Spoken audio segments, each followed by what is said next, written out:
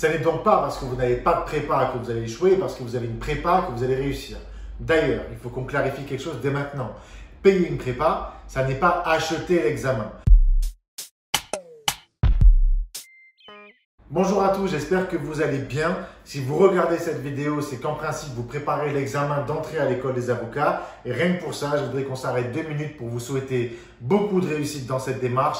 Et j'espère sincèrement que vous arriverez à concrétiser votre projet professionnel. Et j'espère donc que les questions qu'on va se poser dans le cadre de cette vidéo vous aideront, c'est-à-dire, faut-il prendre une prépa? Peut-on réussir sans prépa? Et comment choisir cette prépa? Et évidemment, une dernière question, c'est pourquoi n'êtes-vous pas abonné? Si vous n'êtes pas abonné, remédiez vite à ça en vous abonnant, en likant cette vidéo, puisque c'est évidemment ce qui encourage à continuer ce travail de production de vidéos et ce qui permet également un bon référencement. Donc, n'hésitez pas à soutenir ces vidéos si vous les appréciez.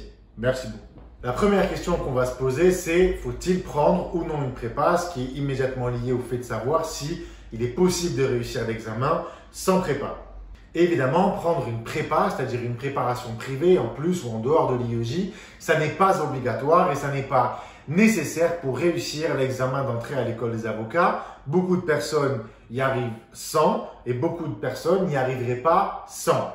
D'ailleurs, pour retrouver certains témoignages de personnes qui ont réussi, notamment le parcours d'une consoeur à moi, d'une amie à moi qui a réussi dès la première tentative, alors qu'elle avait arrêté ses études pendant un certain temps et qu'elle était donc en reprise d'études après 6 ans d'exercice professionnel, vous pouvez vous rendre sur mon compte Instagram, dans les IGTV, et vous trouverez là-dedans la vidéo que j'ai réalisée avec Laurie Castanet, qui est donc avocat aujourd'hui au barreau de Toulouse, qui a réussi cet examen dans les conditions que je vous ai décrites et qui pourrait donc vous inspirer et vous motiver si vous n'avez pas de prépa, puisqu'elle a réussi sans prépa, en se préparant toute seule, en toute autonomie.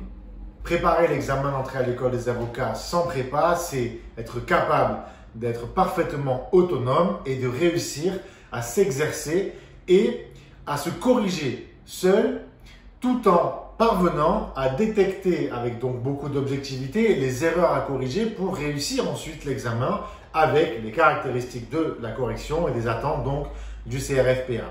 Vous l'aurez donc compris, choisir une prépa ou ne pas choisir une prépa, c'est un choix qui est très subjectif et qui dépendra en réalité de caractéristiques qui sont les vôtres, à savoir est-ce que vous êtes capable d'être tout à fait autonome, d'être capable aussi d'avoir une banque de travail, que ce soit sur les cours ou sur les annales, des exercices suffisamment importantes pour réussir à vous entraîner suffisamment, et aussi est-ce que vous êtes capable de vous corriger seul, de vous procurer des corrigés aussi seul, et d'avoir l'objectivité de comprendre quels sont vos défauts, les choses à corriger dans vos copies pour réussir à passer le filtre de l'admissibilité et à passer le filtre ensuite de l'admission.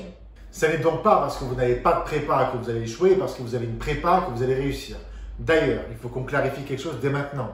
Payer une prépa, ça n'est pas acheter l'examen.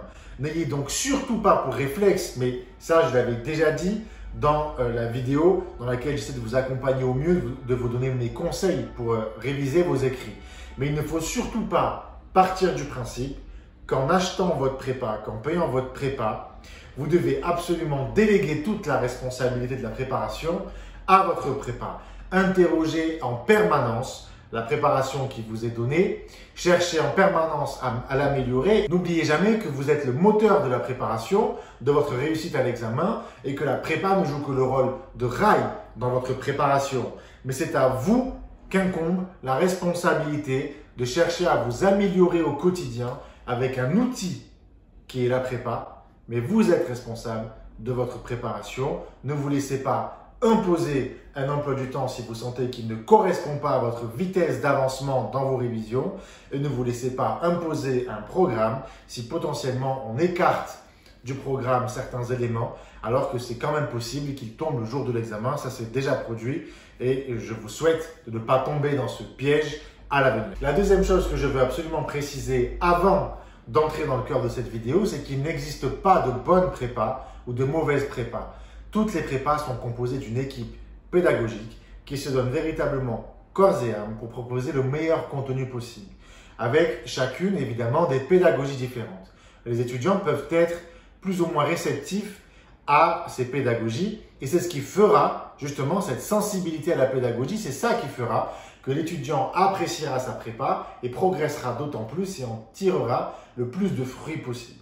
Donc, ce qu'il est important de comprendre, c'est à quel point le choix de votre prépa est subjectif parce que la prépa vous accompagnera, vous poussera vers la réussite avec une pédagogie à laquelle vous pouvez être sensible et donc vous allez avancer avec la prépa, ou alors une pédagogie à laquelle vous ne serez pas sensible et alors vous serez complètement écrasé par la charge de la prépa qui jouera alors le rôle d'un rouleau compresseur sur vous et ne vous mènera malheureusement pas à la réussite de cet examen. Comprenez donc, cet examen et le choix de la prépa est purement subjectif. Déduisez-en donc que vous ne pouvez pas choisir une prépa uniquement sur la base de sa réputation ou parce que votre ami l'a aimé et a réussi avec. Parce qu'il est possible que votre ami ne fonctionne pas comme vous et que la prépa qui était la meilleure pour lui soit la pire pour vous et inversement. Je pense donc qu'il est très important de tester les prépas avant d'y adhérer.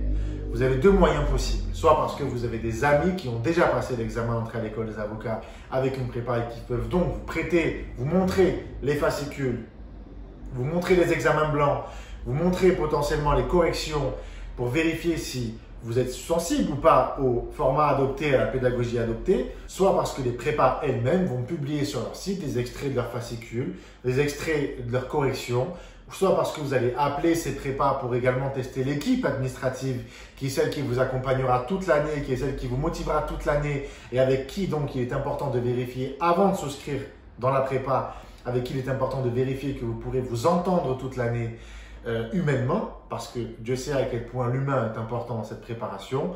N'hésitez donc pas à tester votre prépa avant d'y adhérer. À titre d'exemple, et je le dis, ça n'est pas un partenariat, mais je le dis parce que j'enseigne dans cette préparation et que je sais que ce dispositif est en vigueur chez eux, ce qui ne signifie pas que ça n'est pas en vigueur ailleurs, chez Cap Barreau, là où j'assure la préparation au grand oral du CRFPA, vous pouvez tout à fait accéder à des extraits de tous les fascicules et des annales sur le site internet afin de vérifier à l'avance que vous êtes sensible à la pédagogie adoptée dans les fascicules, afin de vérifier que les fascicules vous plaisent parce que vous appréciez la mise en page, parce que vous appréciez le plan, parce que vous considérez que le plan est traité avec une logique qui est cohérente.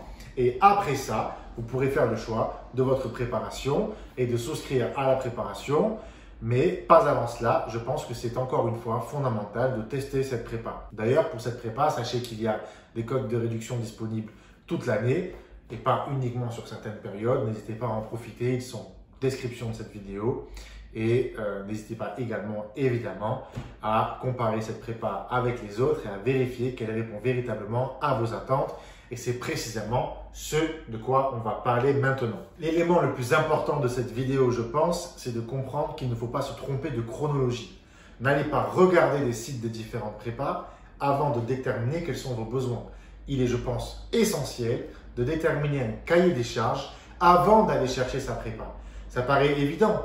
Peu importe dans quel projet vous allez vous lancer demain, jamais vous n'allez consulter l'offre avant de déterminer quels sont vos besoins. Si vous commencez à regarder la liste de tous les appartements disponibles en France avant de déterminer votre budget et la catégorie d'appartements que vous voulez, vous allez forcément craquer sur le château de Versailles, alors que 1, il n'est pas à la vente, 2, il ne répond pas du tout à votre budget et potentiellement aussi à la surface que vous demandez. Donc, soyez logique, déterminez vos attentes avant d'aller chercher l'offre qui pourrait répondre à vos attentes. Pour vous accompagner au mieux dans le choix de votre prépa, je vais vous proposer une série de questions qui me paraissent être pertinentes pour vous accompagner au mieux et donc déterminer vos critères, vos attentes avant d'aller choisir l'offre qui répondra au mieux à vos attentes. La première question, je pense, doit être la suivante. Est-ce que je recherche une prépa uniquement pour m'entraîner ou est-ce qu'en plus des entraînements, j'aimerais être accompagné? Si l'option que vous avez choisie, c'est la première, je veux que des entraînements. De nombreuses prépas proposent des formules uniquement à base d'entraînement, c'est d'ailleurs souvent les plus économiques. C'est le cas par exemple chez Cap Barreau. Cette formule-là porte le nom de pack examen. Vous avez évidemment des packs similaires dans différentes prépas et ça comprend généralement les fascicules de cours, des entraînements avec un nombre limité, des corrigés type, plus évidemment la correction de copies que vous pouvez rendre chaque semaine pendant l'été ou chaque mois pendant l'année avec donc des annotations personnalisées, mais vous n'avez pas forcément d'accompagnement supplémentaire. C'est vraiment un pack destiné aux personnes qui sont plutôt autonomes et qui ont vraiment besoin que d'entraînement sans relation particulière avec une équipe pédagogique. Si vous avez besoin de plus, la question c'est de savoir est-ce que vous avez besoin alors d'être en distanciel ou d'être en présentiel. C'est une question qui est importante. Certaines personnes préfèrent avoir un professeur directement face à eux, une véritable relation humaine au sens physique du terme. Et alors, il faut privilégier évidemment les prépas présentiels qui sont souvent les plus onéreuses, ce qui évidemment entre en compte puisque le budget est également un critère à prendre en compte pour choisir votre préparation. Si en revanche vous pensez que être à distance ne vous dérange pas, ou alors parce que vous n'avez pas le choix, parce que malheureusement l'essentiel des prépas en présentiel sont à Paris ou dans quelques villes de France, mais pas forcément partout en France, dirigez-vous vers les prépas en distanciel et là vous avez un menu qui est très large puisque en distanciel vous avez des préparations qui vous proposent uniquement une base numérique sur laquelle vous trouverez l'équivalence qu'on a décrit avant, donc du pack examen avec plein d'examens blancs à résoudre chaque semaine qui seront corrigés et avec un corrigé type. Et en plus de ça, vous avez une base de vidéos. Cette base de vidéos, c'est évidemment que des vidéos pédagogiques qui répondront ou qui compléteront les fascicules de cours qui sont fournis et qui peuvent évidemment être d'une grande aide avec parfois même des visioconférences qui sont organisées permettant de répondre aux questions que vous avez à poser sur les corrections ou sur les examens blancs qui sont passés. Chez beaucoup de prépas, ce n'est pas forcément une visio au sens où ça vous permet à vous également d'y participer. Souvent, le professeur est en visio et vous êtes dans un chat, vous pouvez poser vos questions, ce qui a pour carence quand même parfois que le professeur ne voit pas forcément toutes vos questions, c'est qu'il y en a beaucoup, mais ça permet sincèrement de répondre à beaucoup de questions et d'accompagner beaucoup d'étudiants. Si vous êtes à distance, il est également possible d'opter pour un second type de formule qui reproduit le présentiel, mais à distance. Vous êtes alors dans une classe d'une dizaine, quinzaine, vingtaine de personnes, comme un groupe de TD, et vous allez pouvoir, en plus des fascicules de cours, en plus des examens blancs et des corrections, vous pourrez même participer à des séminaires de correction, à des séminaires de cours, à des séminaires de méthodologie, où chaque fois, vous qui êtes également en visio, pourrez interagir directement avec le professeur, directement avec l'intervenant, pour satisfaire au mieux à vos interrogations. C'est par exemple le cas, je cite Cap Barreau puisque c'est la prépa que je connais, de la formule intensive, estivale, écrit ou oraux en fonction de vos attentes justement. D'autres prépas le proposent sûrement et encore une fois, je vous invite à regarder toute l'offre une fois que vous avez déterminé votre cahier des charges. Donc pour résumer à ce point de la vidéo, première question à vous poser c'est est-ce que je veux ou pas une prépa? Est-ce que je la veux uniquement pour m'entraîner ou est-ce que je veux aussi un accompagnement? Est-ce que je la veux en distanciel ou en présentiel? Et si je suis en distanciel, est-ce que je veux reproduire l'ambiance du présentiel ou est-ce que je me satisfais très bien de quelques vidéos pédagogiques que je peux visionner à n'importe quel moment de l'année? Dernière question à se poser, je pense, c'est faut-il choisir une prépa semestrielle ou une prépa estivale ou une prépa annuelle? Et pour répondre à cette question, je pense qu'il ne faut surtout pas partir du principe que plus on en fait, plus on a de chances de réussite. Que plus on paye cher, plus on a de chances d'avoir une bonne prépa. Que plus on paye cher, plus on a de chances de réussir et que plus on travaille dans le temps et dans la difficulté, plus on a de chances de réussir. Je dis ça parce que beaucoup, finalement, choisissent de mettre toutes les cartes sur la table au début de leur préparation et finissent la préparation complètement épuisés au point que la semaine de l'examen, ils ont les connaissances pour réussir. Ils sont capables de réussir, mais ils n'y arrivent pas parce que la fatigue qui est la leur empêche de prendre le recul et de mettre beaucoup de finesse dans l'analyse du sujet et dans le traitement de leur copie. Je pense donc que la question à se poser, c'est suis-je en mesure de suivre la préparation que je m'impose? Je dis ça précisément pour ceux qui sont en Master 1 ou en Master 2 ou qui ont une autre activité en parallèle de leur préparation d'examen d'entrée à l'école des avocats.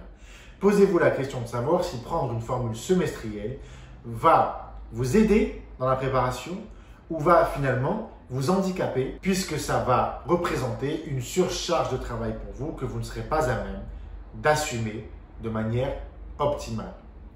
Il faut donc, je pense, se dire qu'une préparation, c'est environ 15 heures minimum de travail par semaine entre les examens blancs et les quelques révisions à faire si vous avez déjà en plus certains prérequis. Si vous n'avez pas 15 heures dans la semaine, parce que vous avez une activité salariée ou parce que vous êtes en train d'étudier, ce n'est pas la peine de vous rajouter du travail. Ce n'est pas parce que vous ne prenez pas de formule semestrielle que vous ne vous préparez pas. Vous avez l'IEJ pendant l'année.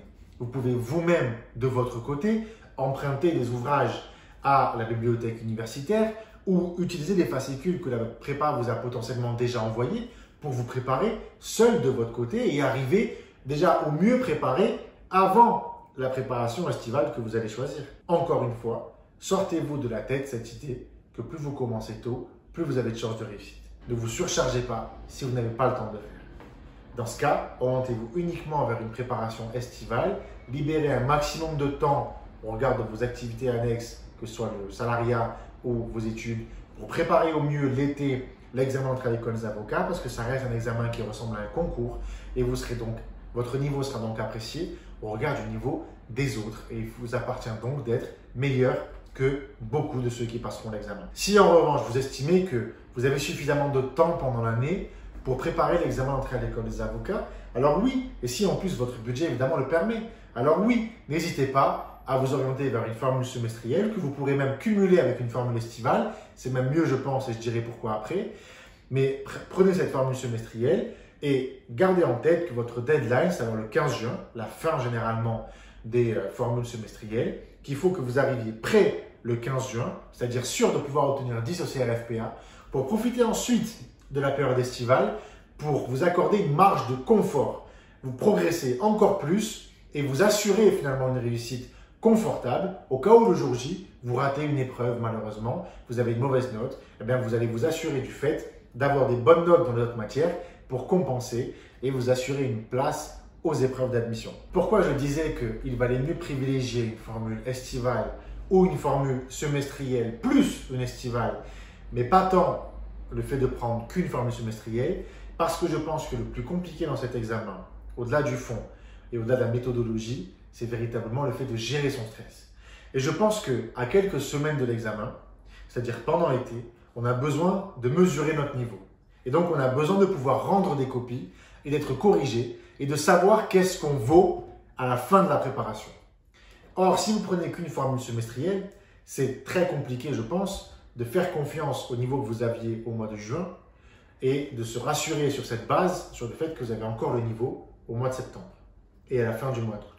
Je vous recommande donc, sauf à ce que votre prépa avec une formule semestrielle vous permette de rendre des copies de la semestrielle à la fin de l'été, je vous recommande de prendre une formule estivale et si possible une formule semestrielle plus une formule estivale, c'est-à-dire une formule annuelle.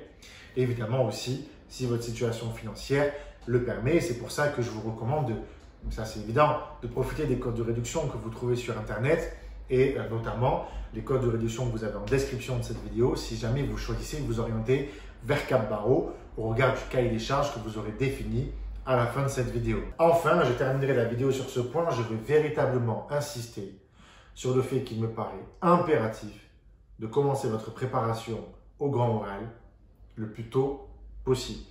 Même sur un rythme très léger, ça n'est pas grave, mais commencez tôt et n'attendez pas la fin des écrits. Parce que il est très facile, lorsque vous êtes membre d'un jury, de distinguer ceux qui ont révisé après les écrits de ceux qui ont révisé avant les écrits et qui ont donc beaucoup plus de recul sur la matière, beaucoup plus de finesse dans leur analyse et beaucoup plus de culture à l'aune des libertés fondamentales. Je vous recommande donc de commencer tôt, à l'aide des différentes vidéos que j'ai pu faire sur le sujet. Travaillez votre oralité, soyez à l'affût de l'actualité juridique, soyez à l'affût de tous les questionnements juridiques dans votre vie au quotidien et allez chercher les réponses pour développer votre culture juridique.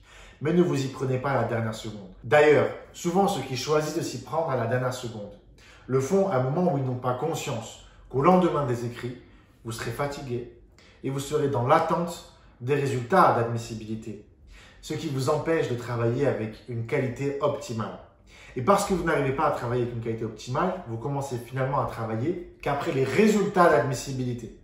Ça vous laisse 2, 3, 4 semaines maximum pour maîtriser une matière qui est extrêmement large, qui inclut la protection des libertés et des droits fondamentaux, mais aussi la culture juridique Et pour ces 2 pans de révision, il n'est pas possible de déterminer et de limiter sérieusement le champ des révisions. Prenez-vous-y très tôt et c'est comme ça que vous réviserez le mieux. Ça peut prendre 1 heure par semaine, c'est déjà très largement suffisant. Mais ne passez pas à côté des libertés pendant toute l'année pour ne vous y mettre finalement que très tard, en 2, 3 ou 4 semaines. Voilà pour cette vidéo, j'espère qu'elle vous aura aidé. N'hésitez pas à me faire un retour en commentaire, n'hésitez pas à écrire en commentaire pourquoi vous avez choisi telle ou telle prépa, quelle est la prépa que vous avez choisie et quelles sont vos attentes, quelles étaient vos attentes. Et si d'ailleurs je peux vous aider dans ces attentes, si vous souhaitez qu'on se parle, qu'on s'appelle, n'hésitez pas à me contacter sur Instagram et c'est avec plaisir qu'on essaiera de trouver du temps pour en discuter ensemble en toute objectivité, puisque vous l'avez compris, je n'ai aucun intérêt à ce que vous alliez ici ou là et véritablement j'essaierai de vous guider au mieux si j'y arrive et si j'y arrive pas, je vous le dirai évidemment en toute transparence. Sur ce, je vous souhaite une très bonne continuation, encore une fois beaucoup de réussite dans cette démarche de préparation de l'examen d'entrée à l'école des avocats et je vous dis à très bientôt pour de nouvelles vidéos.